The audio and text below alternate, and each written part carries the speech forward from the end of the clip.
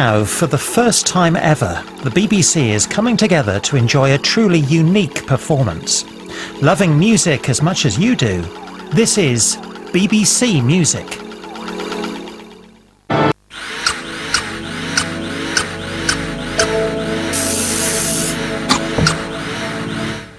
And that extraordinary collaboration is going to be released as a single for this year's Children in Need appeal.